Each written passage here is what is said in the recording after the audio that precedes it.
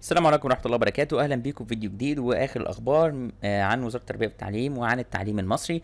دكتور طارق الشوقي صرح وقال على صفحته الشخصية على فيسبوك ردا على أسئلة واستفسارات الطلاب تعلن وزارة التربية والتعليم المزيد من الإرشادات لتسليم المشروعات البحثية إلكترونيا أو ورقيا من الفترة من 9 إلى 16 مايو 2020 إن شاء الله، حرصا منا على سلامة وصحة أبنائنا ممن يتعذر عليهم التسليم الإلكتروني. تم تحديد أيام مختلفة وفق جدول زمن للتسليم الورقي في المدارس، وذلك للتأكيد من تطبيق الإجراءات الاحترازية وعدم التزاحم أثناء التسليم. يعني هنعرف دلوقتي المواعيد إن شاء الله اللي احنا هنقدر نسلم بيها الحاجات دي أو الكلام ده بشكل ورقي.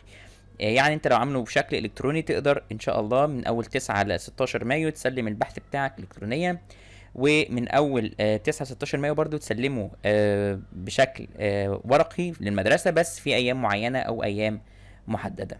وطبعا بيقول ان الوزاره بترجح انك تسلمه من ادمودو على المنصه الالكترونيه، بس خلاص اللي عمل ورقيا مش مشكله يعمله ويسلمه وخلاص. طيب هنعرف دلوقتي او هنتعرف دلوقتي على الجدول بتاع المواعيد اللي احنا نقدر نروح فيها نسلم المشروعات دي.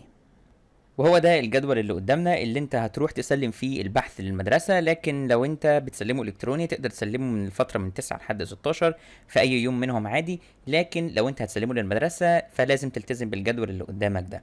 طبعا في من يوم 9 لحد 16 سبت حد 2 3 4 خميس وسبت، في جمعة بس هو اللي اجازة.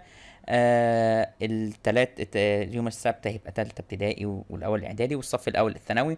ملحوظ الصف الاول والثانوي والثاني الثانوي والاول متخلفات والثاني تخلفات، هنا هو قصده على ابنائنا في الخارج، الناس اللي في الخارج وطلاب المنازل وطلاب الدمج والتربيه الخاصه، دول بس اللي معنيين انهم يعملوا البحث. يعني لو انت في اولى ثانوي عام عادي لا، اولى ثانوي خدمات لا، تانية ثانوي عام او خدمات لا، فالطلاب بس هم دول اللي معنيين بالبحث اللي هم في الخارج والمنازل طلاب الدمج والتربيه الخاصه. وطبعا السنين اللي قدامنا دي اللي هي من تالتة ابتدائي لحد تالتة اعدادي يسلموا في المدرسه في المواعيد دي. الجدول قدام حضراتكم، خدوا سكرين شوت او صوروه عشان خدوا لقطه للشاشه كده عشان تعرفوا هتروحوا امتى المدرسه بتاعتكم وتسلموا.